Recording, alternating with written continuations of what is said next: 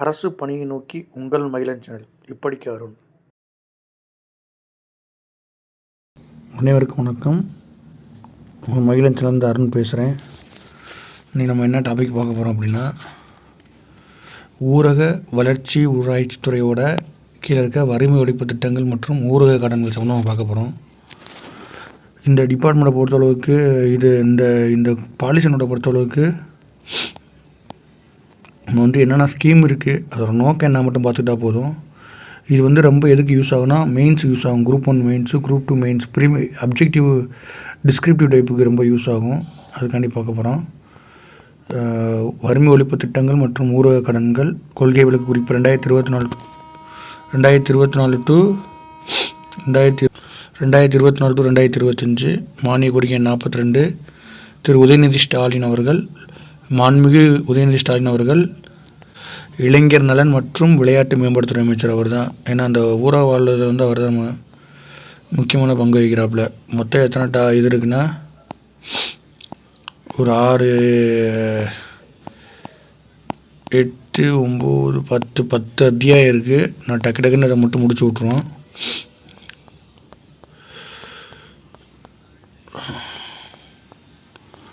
முடியுமா நம்மால் என்பது தோல்விக்கு முன்பு வரும் தயக்கம், முடித்தே தீர்வோம் என்பது வெற்றிக்கான தொடக்கம் என்று யார் சொல்லியிருக்காருன்னா, மாண்புமிகு முன்னாள் முதலமைச்சர் முத்தமிழறிஞர் கலைஞர் அவங்க சொல்லியிருக்காங்க. அதை போட்டிருக்காங்க.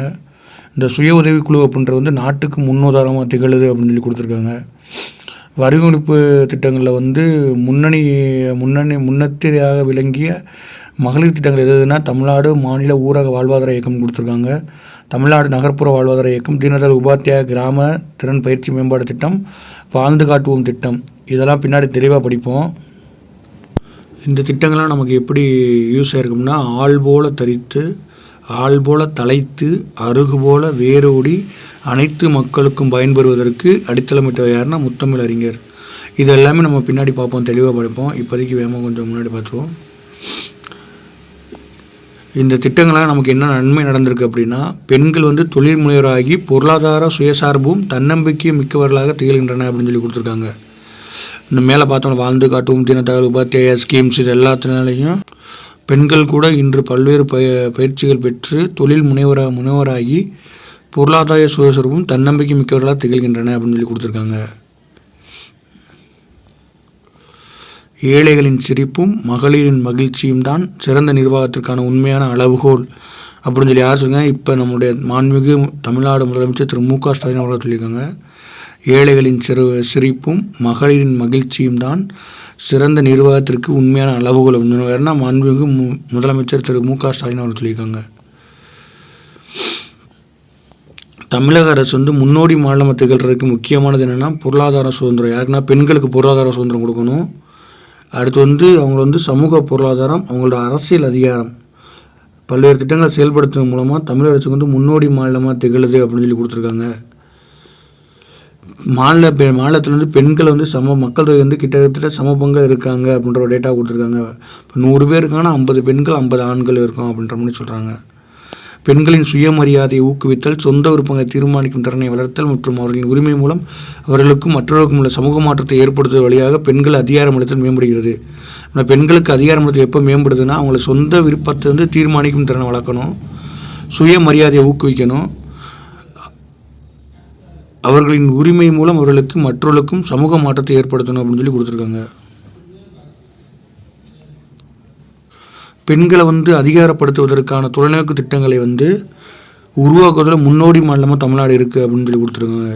இதன் முன்னாடி 1929 எந்த வருஷம்னா 1929 1929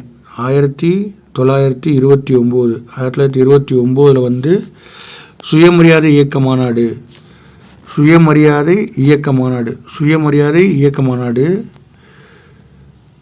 நிறைவேற்றப்பட்ட தீர்மானத்தின் அடிப்படையில், சுயமரியாதை இயக்க மாநாட்டில் நிறைவேற்றப்பட்ட தீர்மானத்தின் அடிப்படையில் 1989ஆம் ஆண்டு பெண்களுக்கு சம சொத்துரிமை வழங்குதல் சட்டமாகியது இதற்கு சிறந்த உதாரணம். எதை சிறந்த உதாரணம் சொல்கிறாங்க பார்த்தீங்கன்னா, 1929ஆவது மாநாட்டில் நடந்த சுயமரியாதை இயக்க மாநாட்டில் நிறைவேற்ற தீர்மானத்தின் அடிப்படையில் பெண்களுக்கு சம சொத்துரிமை வழங்கல் சட்டமாகுது. எப்போனா 1989. இதுவே ஒரு சிறந்த உதாரணம். பெண்களுக்கு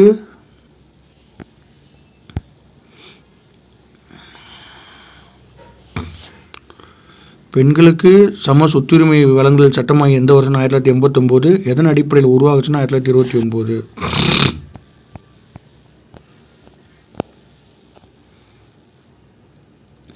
நாட்டிலேயே பெரும் அதிகாரம் பெற்றவர்களாக தமிழ்நாடு மகளிர் திகழ்கிறார்கள் அப்படின்ற ஒரு பாயிண்ட் கொடுத்துருக்காங்க. நாட்டிலேயே அதிகாரம் பெற்றவர்களாக தமிழ்நாடு மகளிர் திகழ்கின்றாங்க. 1989ஆம் ஆண்டு அப்போதைய முதலமைச்சர் கலைஞர் மு. கருணாநிதி அவர்களால் சுய உதவிக்குழு இயக்கம் தொடங்கப்பட்டது. சுய உதவி குழு வந்து எப்போ தொடங்குறாங்கன்னா 1989 முதலமைச்சர் மு. கருணாநிதி அவர்களாக தொடங்கியிருக்காங்க அப்படின்ற பாயிண்ட் கொடுத்துருக்காங்க. இது என்னென்னா வறுமை ஒழிப்பு, சமூக மாற்றம், சமூக பொருளாதார மேம்பாடு, நிதி உள்ளாக்கம் ஆகியவற்றை செயல்படுத்துவதில் மகளிர் சுய உதவி குழு வந்து ஒரு துரிதப்படுத்தும் காரணியாக உள்ளது. எங்கே பார்த்தாலும் வறுமை ஒழிப்பு தான். வறுமை ஒழிப்பு, சோசியல் சேஞ்ச், சமூக மாற்றம், சமூக பொருளாதார மேம்பாடு, நிதி உள்ளாக்கம். இதோட இலக்கு யாருன்னா ஏழை மக்களும் எளிமை மக்களும் விளிம்பு நிலை பெண்களும் தான் இலக்கு அப்படின்னு சொல்கிறாங்க. அவ்வளோதான். நம்ம இப்போ அந்த எக்ஸாம்பிள் எதுவும் கேட்டாங்க அப்படின்னா அந்த வாழ்வாதார இது யார் ஃபண்டு ஒதுக்குறா அப்படிலாம் கேட்பாங்க. ஃபண்டு ஒதுக்குறது யார் அப்படின்றதெல்லாம் பார்த்தோம்னா பெரும்பாலும் உலக வங்கி இருந்தால் அதை போடுங்க. நிறையா இதில் பார்த்தோம் அப்படின்னா அந்த உலக வங்கி தான் எக்கச்சக்கமாக இருக்குது. உலக வங்கி தான் எக்கச்சக்கமாக இருக்குது. அதனால் அந்த உலக வங்கி அப்படின்றத பார்த்துக்குங்க. தமிழ்நாடு மகளிர் மேம்பாட்டு நிறுவனமானது கிராம நகர்ப்புற வாழ்வாதார இயக்கங்கள் மற்றும் உலக வங்கியின் உதவியுடன் செயல்படுத்தப்படும் வாழ்ந்து காட்டுவோம் திட்டம். இந்த வாழ்ந்து காட்டுவோம் திட்டம் அப்படின்றது வந்து யாரோட சேர்ந்து செயல்படுனா வாழ்ந்து காட்டும் திட்டம்ன்றது வந்து உலக வங்கி உதவியுடன் செயல்படுத்துகிறது. சமூகம் சார்ந்த வளர்ச்சியை அடிப்படையாக கொண்டு ஏழைகளுக்கான நிறுவனங்களை உருவாக்குதல், சமுதாய மூலதனங்களை உருவாக்குதல் மற்றும் நிலையான வாழ்வாதாரம் ஆகிய திட்டங்கள் மூலம் உறுதி செய்யப்படுகிறது. அவ்வளோ லைட்டாக மட்டும் பார்த்துங்க. வாழ்ந்து காட்டுவோம்ன்றது இது பண்ணுறாங்க அப்படின்ற பார்த்துங்க. மகளிர் மற்றும் குழந்தைகளுக்கு எதிரான பாகுபாடை முடிவுக்கு கொண்டு வருதல், கல்வி, சுகாதாரம், வேலைவாய்ப்பு மற்றும் பொருளாதார வளங்களுக்கு சம வாய்ப்புகளை வழங்குதல் போன்ற ஐக்கிய நாடுகளின் நிலையான வளர்ச்சி குறியீடு 5 குறியீடாகும். அதாவது பாலின சமத்துவம் மற்றும் பெண்களுக்கு அதிகாரமளித்தல் போன்ற அம்சங்கள் தமிழ்நாடு சிறப்பாக இருக்குது.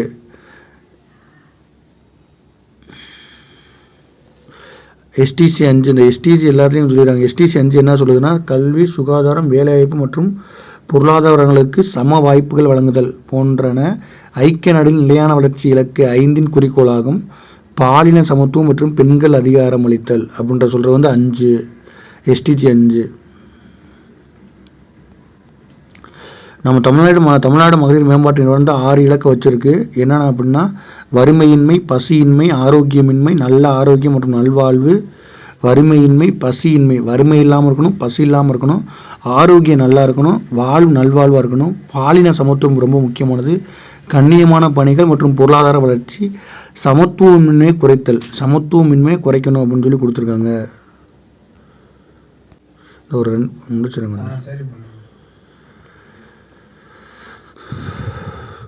அடுத்து வந்து வானவில் மையம்னு ஒன்று கொடுத்துருக்காங்க. இந்த வானவில் மையம் அப்படின்றது வந்து என்னது அப்படின்னா இந்த பாலின மன்றத்தின் மூலம் பாலின சமத்துவத்தை உறுதிப்படுத்துறதுக்காண்டி கொண்டு வந்து தான் வானவில் மன்றம், வானவில்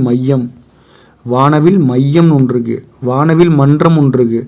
அது எல்லாமே அந்த சயின்ஸ் சம்மந்தமாக படிப்போம். அது வானவில் மன்றம். வானவில் மையம் அப்படின்னா அந்த பாலின மன்றத்தின் மூலம் பாலின சமத்துவத்தை உறுதிப்படுத்துறதுக்காண்டி தான் கொண்டு வரப்பட்டது தான் வானவில் மையம் அப்படின்றத தெரிஞ்சு வச்சுக்கோங்க. இந்த வானவில் மையத்தில் வந்து என்னென்னா பாலினம் குறித்த பயிற்சிகள் அளிக்கப்படுது அப்படின்னு சொல்லி கொடுத்துருக்காங்க. இது மகளிர் மேம்பாட்டினாலே வறுமை ஒழிப்பு, வாழ்வாதார மேம்பாடு, இது நல்லா நான் வச்சுக்கோங்க. இந்த வறுமை ஒழிப்பு, வாழ்வாதார மேம்பாட்டில் வந்து தமிழ்நாடு மகளிர் என்ன பண்ணுறாங்கன்னா யாரும் ஈடுபடவில்லை என்ற உன்னத குறிக்கோளுடன் மகளிர் மேம்பாட்டில் கவனம் செலுத்தி வருவது தமிழ்நாடு. எல்லாத்தையும் வறுமை ஒழிக்கின்ற முக்கிய பங்கு வகிக்குது அப்படின்ற மாதிரி சொல்கிறாங்க. அடுத்து என்ன பார்க்க போகிறோம்னா தமிழ்நாடு மகளிர் மேம்பாட்டு நிறுவனம். தமிழ்நாடு மகளிர் மேம்பாட்டு நிறுவனம். தமிழ்நாடு மகளிர் மேம்பாட்டு நிறுவனம். இது வந்து எதுக்கு படிக்கணும் அப்படின்னா இந்த தமிழ்நாடு மகளிர் மேம்பாட்டு நிறுவனம் பெண்களை வந்து அதிகமாக தொழில் முனைவராக்குறது வந்து ரொம்ப அதிகமான முக்கியமான பங்கு இந்த TNCDWக்கு இருக்குது. தமிழ்நாடு மேம்பாடு development Tamil Nadu development of women வரும். தமிழ்நாடு அந்த டெஃபினேஷனை பார்த்துங்க, அதை பார்த்தவங்கள அடுத்து அப்டேட் பண்ணுறேன். 1983 கொண்டு வந்திருப்பாங்க. இது ரொம்ப முக்கியம். இது வரைக்கும் நம்ம படிக்கிறோம்னா குரூப் 2 சிலபஸ் வந்து தமிழ்நாடு கவர்மெண்ட் இன்ஸ்டியூஷன் சொல்லி ஒரு சிலபஸ் இருக்குது. கவர்மெண்ட் இன்ஸ்டியூஷன் சொல்லி இருக்குது. அதுக்காண்டி இதை படிக்கிறோம். அந்த கவர்மெண்ட் இன்ஸ்டியூஷனில் இந்த இதெல்லாம் கேட்கலாம். நம்ம அதுக்காண்டி அந்த டாபிக் ஃபுல்லாக உட்காந்து படிச்சுக்கிருக்கோம். பெண்களின் சமூக பொருளாதார முன்னேற்றத்திற்காக தமிழ்நாடு மகளிர் மேம்பாட்டு நிறுவனம் என்ற ஒரு தனி நிறுவனத்தை 1983 டிசம்பர் 9 தொடங்கியதன் மூலம் ஒரு முன்னோடி மாநிலமாக திகழ்கிறது. ஒன்றுமில்ல, பெண்களோட பொருளாதார முன்னேற்றத்துக்காண்டி 1983 டிசம்பர் 3 ஆரம்பிச்சிருக்காங்க. இதை எதன்படி பதிவு பண்ணியிருக்காங்கன்னா இந்திய கம்யூனிஸ்ட் சட்டம் 1975 படி பதிவு பண்ணியிருக்காங்க. அவ்வளோதான். ஓகே. மகளிரின் சமூக பொருளாதார முன்னேற்றம், மகளிருக்கு உகந்த தொழிலை கண்டறிதல், தயாரிக்கும் பொருளை சந்தைப்படுத்த நடவடிக்கை மேற்கொள்ளுதல், பயிற்சி மற்றும் கடன் வசதிகளுடன் பெண்களை ஊக்குவித்து சுய உதவி குழுக்களை உருவாக்குவதே இதாகும். இதோட நோக்கம் என்னென்னா மகளிருக்கு வந்து சமூக பொருளாதாரத்தை முன்னேற்றணும், மகளிருக்கு வந்து உகந்த தொழிலை கண்டறிதல். இவங்க என்னென்ன வேலைலாம் பார்ப்பாங்க, இவங்க விவசாயம் சம்மந்தமான பண்ணை குட்டைகள் அந்த மாதிரி வேலையை பார்ப்பாங்களா, இல்லை சிறு குறு நிறுவனம் அந்த நூல்கள் சம்மந்தமானது, இல்லாட்டினா இந்த காட்டேஜ் பருத்திகள் சம்மந்தமானது, இந்த தீப்படை தொழிற்சாலை அந்த மாதிரிலாம் அதெல்லாம் எந்த தொழில் அவங்களுக்கு வரும் அப்படின்றத பார்க்குறது. அடுத்து அவங்க உற்பத்தி பண்ணுற பொருளை சந்தைப்படுத்துறதுக்கு எப்படிலாம் சந்தைப்படுத்தணுன்ற டீட்டெயிலு. அடுத்து பயிற்சி மற்றும் கடன் வசதியுடன் பெண்களை ஊக்குவித்து பயிற்சி கொடுத்து கடன் வசதி கொடுத்து பெண்களை ஊக்குவித்து அவங்க சுய உதவி குழுக்களை உருவாக்குவதை நோக்கமாக வச்சுருக்கு. அவ்வளோ நோக்கம் மட்டும் என்னென்னு பார்த்தீங்கன்னா 1983 வேறு தேவையில்லை. இது என்ன பண்ணுன்னா ஊரகம் மற்றும் நகர்ப்புறங்களில் உள்ள ஏழைகள் மற்றும் விளிம்பு நிலை மற்றும் நலிவடைந்தவர்களின் முன்னேற்றத்திற்காக வறுமை ஒழிப்பு வாழ்வாதார திட்டங்கள் செயல்படுத்தும் நிறுவனமாகும். 2006 வரைக்கும் சமூக நலத்துறையின் கீழே இருந்திருக்கு. 2006 வரைக்கும் சமூக நலத்துறையின் கீழே இருந்திருக்கு. அடுத்து 2006க்கு அப்புறம் என்ன பண்ணுறாங்கன்னா எந்த டிபார்ட்மெண்ட் கீழே வந்துருச்சுன்னா ஊரக வளர்ச்சித்துறை கீழே வந்துருச்சு. இப்போ கேட்பாங்க நம்ம இது தமிழ்நாடு மகளிர் மேம்பாட்டு நிறுவனம் 1983 ஆரம்பித்து வந்து 2006க்கு முன்னாடி வரைக்கும் எதில் இருந்துச்சு அப்படின்னு பார்த்தோம் அப்படின்னா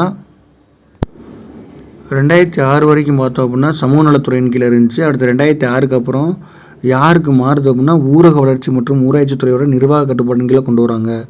இந்த தமிழ்நாடு மகளிர் மேம்பாட்டு இதை பார்த்துங்க. 2006க்கு முன்னாடி வரைக்கும் சோஷியல் வெல்ஃபேர் டிபார்ட்மெண்ட்டு, 2006க்கு அப்புறம் வந்து ரூரல் டெவலப்மெண்ட் டிபார்ட்மெண்ட் கீழே வந்துடுது.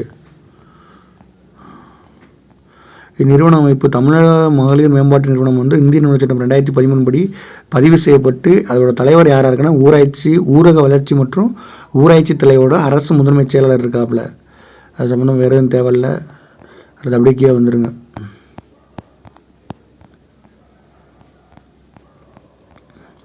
இது என்னென்னா சுய உதவி குழு மற்றும் மகளிர் திட்டம் டாபிக். அப்புறம் சுய உதவி குழு மற்றும் மகளிர் திட்டம். இதில் இந்த ரொம்ப ரொம்ப முக்கியமானது இந்த மகளிர் திட்டம் ரொம்ப முக்கியம். ஏன்னா அடிக்கடி இப்போ அந்த எல்லா ஸ்கீம்லேயும் இந்த மகளிர் திட்டம் அப்படின்றது ரொம்ப முக்கியமானது இருக்குது. அதே மாதிரி நம்ம டிஎன்பிசியில் பெண்களின் பங்களிப்பு தமிழ்நாடு சாதனை என்னன்னு கேட்டாங்கன்னா நம்ம இப்போ நடத்துகிற எல்லாத்தையும் நீங்கள் பாயிண்ட்டாக கொடுக்கலாம். எல்லாமே உங்களுக்கு மார்க் அதை எடுத்து கொடுக்கும். குரூப் 1 மெயின்ஸ், குரூப் 2 மெயின்ஸ் எதுக்கு வேணாலும் நீங்கள் கொடுக்கலாம். அதில் ஐஎஃப்ஏடின்னு ஒன்று இருக்குது. ஃபஸ்ட்டு இந்த ஐஎஃப்ஏடி அப்படின்றதுனா பன்னாட்டு வேளாண்மை வளர்ச்சி நிதி. பன்னாட்டு வேளாண்மை வளர்ச்சி நிதி இது ஒன்றும் இல்லை. இது என்ன பண்ணுறாங்க அப்படின்னா பெண்கள் இப்போ வந்து மகளிருக்கு வந்து முன்னேற்றத்துக்காண்டி ஒன்றும் இல்லை. இப்போ வந்து பங்களிப்பு இருக்காது. அவங்க பங்களிப்பு வந்து ஒரு தொழில் பண்ணுறதுலையோ இல்லை அவங்கள வந்து தொழில் முனைவோரை ஆக்குறதுலையோ அடுத்து அவங்க விவசாயத்தில் வந்து முன்னணிப்படுத்துறதுலையோ அவங்களோட பங்களிப்பு இல்லாமல் இருக்கும். அவங்களோட பங்களிப்பை கொண்டு வரதுக்காண்டி இந்த ஸ்கீமை கொண்டு வராங்க 1980. இதான் போடுறாங்க. ஊரக வளர்ச்சி திட்டங்கள் பெண்களை குறிப்பிட்ட இலக்காக கொண்டு செயல்படுத்தப்பட்டு அதன் பின்பு முதல் முறையாக ஊரக பகுதியில் மகளிர் மற்றும் குழந்தை மேம்பாட்டிற்கு மகளிர் குழுக்கள் மூலமாக நிதி உதவிகள் வழங்கி அவர்களை முன்னேற்றத்தில் கவனம் செலுத்தியது அப்படின்னு சொல்லி போட்டிருக்காங்க. அங்கிருந்து அரசு திட்டங்களில் இது முக்கியம். அரசு திட்டங்களில் மகளிரின் பொருளாதார முன்னேற்றத்துக்கு மட்டுமல்லாமல் அவர்களின் ஒட்டுமொத்த வளர்ச்சியும் கவனம் செலுத்துவதில் புதிய அணுகுமுறையை செயல்படுத்த தமிழ்நாடு மகளிர் மேம்பாட்டு நிறுவனமானது பன்னாட்டு வேளாண் ஒப்பந்தம் செய்துள்ளது. அவ்வளோ தேவை. அந்த ஐஎஃப்ஏடி அப்படின்றது பார்த்தீங்கன்னா பன்னாட்டு வேளாண்மை வளர்ச்சி நிதி திட்டம் 1980 முன்னாடி வரைக்கும் இந்த ஊரக வளர்ச்சி திட்டங்கள் வந்து பெண்களோட குறிப்பிட்ட இலக்காக இல்லாமல் இருக்காங்க. அடுத்து வந்து என்னென்னா இவங்களை பயன்படுத்தணும் அப்படின்றக்காண்டி இந்த நிதி கொண்டு வராங்க. அதன் அடிப்படையில் ஒப்பந்தம் போடுறாங்க. அப்படி ஒப்பந்தம் போடுறதுனால அதன் அடிப்படையில் சுய உதவி குழு ஒன்று சொல்லி ஆரம்பிக்கிறாங்க. இந்த பன்னாட்டு வளர்ச்சி குழுக்களில் சுய உதவிக்குழு 1989 நமக்கு தெரியும். அதன் சுய உதவிக்குழு எங்கே ஃபஸ்ட்டு ஆரம்பிக்கிறாங்க? தருமபுரி மாவட்டத்தில் ஆரம்பிக்கிறாங்க. சரியா? சுய உதவிக்குழு யாருக்கு ஆரம்பிக்கிறாங்க? தருமமாக இருக்கவங்களுக்குலாம் சுயமாக உதவி பண்ண வச்சுங்க.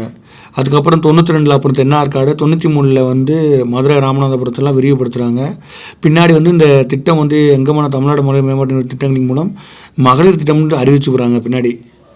அதுக்கப்புறம் எப்படின்னா மகளிர் திட்டம் அறிவிக்கிறாங்க. இந்த சுய உதவிக்குழு எப்போ ஆரம்பிக்கணும்? 1989. எந்த மாவட்டத்தில் ஆரம்பிக்கிறாங்கன்னா தருமபுரி மாவட்டம். இதற்கான தருமபுரி மாவட்டத்தில் உள்ள வட்டாரங்கள் துவக்கப்பட்டது. 1992 வந்து தென்னார்காடு மாவட்டமும் மதுரை ராமநாதபுரத்தில் வந்து 1993 கொண்டு இருக்கு. பின்னாடி வந்து அதுக்கப்புறம் வந்து மகளிர் திட்டம் வந்து அறியப்பட்ட அந்த திட்டத்தை வந்து மேலும் உத்வேகம் அளிச்சிருக்காங்க. வேளாண் நிலங்களை மேம்படுத்தப்பட்டு வேளாண் பொருளாதாரம் உயர்ந்ததுடன் தமிழ்நாட்டில் மகளிரின் பொருளாதாரம் உயர்த்தப்பட்டது. இந்த பன்னாட்டு நிதியினால் வேளாண் நிலங்கள் மட்டும் மேம்படுத்தப்பட்டு வேளாண் பொருளாதாரம் மட்டும் உயர்ந்தது மட்டும் இல்லாமல் யாரோட உயர்றாங்க? தமிழ்நாட்டோட மகளிரும் சேர்ந்து உயர்றாங்க, உயர்த்தப்படுறாங்க அப்படின்னு சொல்லியிருக்காங்க. பார்த்துங்க ஐஎஃப்ஏடி அப்படின்னா பார்த்துங்க. ஐஎஃப்ஏடி அப்படின்னா என்னது? பன்னாட்டு வேளாண்மை வளர்ச்சி நிதி திட்டம். 1980க்கு முன்னாடி வந்து பெண்களோட பங்களிப்பு கம்மியாக இருக்குது. அவங்கள வந்து மகளிர் மற்றும் குழந்தைகள் மகளிர் குழுக்கள் மூலமாக நிதி உதவி வழங்கி அவர்கள் முன்னேற்றத்தில் கவனம் செலுத்துகிறாங்க. அதன் அடிப்படையில் வந்து ஒப்பந்தம் போடுறாங்க. ஒப்பந்தம் போட்டதில் சுய உதவி குழுக்கள் வந்து 1989 ஃபஸ்ட்டு தருமபுரியில் கொண்டு வராங்க. அடுத்து தென்னார்காட்டில் கொண்டு வராங்க. 1993 மதுரை ராமநாதபுரத்தை கொண்டு வராங்க. பின்னாடி வந்து இந்த திட்டம் எப்படி அழைக்கப்படுதுன்னா மகளிர் திட்டம் அழைக்கப்படுது. இந்த பன்னாட்டு இந்த நிதி வளர்ச்சினால் என்ன நடக்குதுன்னா வேளாண் நிலங்கள் மேம்படுத்தப்பட்டு வேளாண் பொருளாதாரம் மற்றும் உயர்ந்தவுடன் தமிழ்நாட்டில் மகளிரின் பொருளாதாரம் உயர்த்தப்பட்டிருக்கு அப்படின்னு சொல்கிறாங்க. அடுத்து என்ன பார்க்கணுன்னா ஏற்கனவே பார்த்தாச்சு மகளிர் திட்டம் எதன் அடிப்படைனா பன்னாட்டு வேளாண் வளர்ச்சி திட்டத்தின் வெற்றியானது மாநிலம் முழுவதும் வறுமை கோட்டிற்கு கீழ் உள்ள ஏழை மற்றும் பின்தங்கிய மகளிடம் சுய உதவி குழுக்கள் மூலம் சென்றடைவதற்கு அடித்தளமிட்டது. முன்னாள் முதலமைச்சர் டாக்டர் மு. கருணாநிதி அவர்கள் தொலைநோக்கு பார்வையின் அடிப்படையில் 1997 இத்திட்டமானது மாநிலம் முழுவதும் மாநில அரசின் முழு நிதியுதவியுடன் மகளிர் திட்டம் என்ற பெயரில் தொடங்கப்பட்டது. இதெல்லாம் தேவையில்லை. 1977 யார் கொண்டு வந்தோம்னா மகளிர் திட்டம் யாருடைய முயற்சினால மாண்புமிகு முன்னாள் முதலமைச்சர் டாக்டர் கலைஞர் அவர்களின் முயற்சினால கொண்டு வந்திருக்காங்க. எல்லா பக்கமும் கொண்டு வந்திருக்காங்க. 2000 திட்டம் இணைக்கப்பட்டது. சென்னை மாவட்டமோட 2000 இணைச்சிருக்காங்க அப்படின்ற அவ்வளோ வரல. மகளிர் திட்டம் எந்த வருஷம் அப்படின்னா 1997, 2000 சென்னை இணைச்சிருக்காங்க. இதோட முக்கியமான நோக்கம் ஊரக வறுமை ஒழிப்பு, பொருளாதார முன்னெடுத்தை அடிப்படை நோக்கமாக கொண்டு இதை வச்சு இப்போ 1997 வந்து என்ன பண்ணுறாங்க அப்படின்னா 1997 என்ன பண்ணுறாங்க